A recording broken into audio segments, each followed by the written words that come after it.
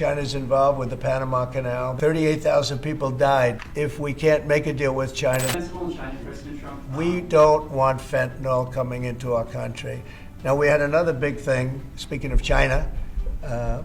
China's involved with the Panama Canal. They won't be for long, and that's the way it has to be. Marco just got back, as you know. He's in the process of coming back. I guess he's almost back by now. And he had a very long conversation with the leader of Panama, the respected man, and some others, the entire leadership group. And we're trying to work a deal on the Panama Canal. The Panama Canal was given foolishly years ago to, it shouldn't have been happened, years ago to Panama by Jimmy Carter and the group. We lost 38,000 people building the Panama Canal, like one of the great wonders of the world. It's the biggest job we've ever built, the biggest project we've ever built in this country, dollar-wise and every other way. 38,000 people died, Americans, all men, just about, laborers and construction people that went to Panama. The mosquito got them. Between mosquito and snakes, we lost 38,000 people. It was the most expensive project ever built by the United States. The biggest, most expensive project we ever built 110 years ago. If you bring it up to now, it would have been the equivalent of $2 trillion. The most expensive we ever built, and we gave it away for $1, okay? We gave it away essentially for nothing. And we either want it back, or we're gonna get something very strong, or we're gonna take it back. And China will be dealt with. And we didn't give that to China, we gave it to Panama. We shouldn't have given it to Panama, but Panama, as you know, has violated the agreement, totally violated the agreement.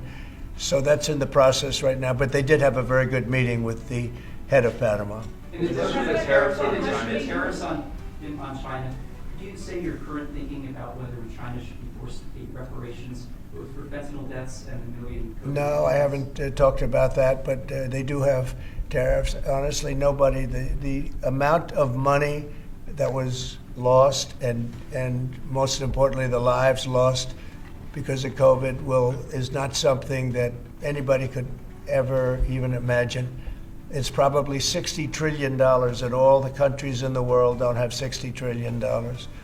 The amount of death and the amount of destruction and the amount of money lost is probably $60 trillion. I had it figured by people about 3 months ago. I just said, figure it out. Nobody knows what the real number is, but it's almost an infinite number, the damage done. No, but I have not discussed that. What I have discussed is we'll have some good meetings with China. We have meetings planned, and we'll see what happens. But that was just an opening salvo. If we can't make a deal with China, then the tariffs will be very, very substantial.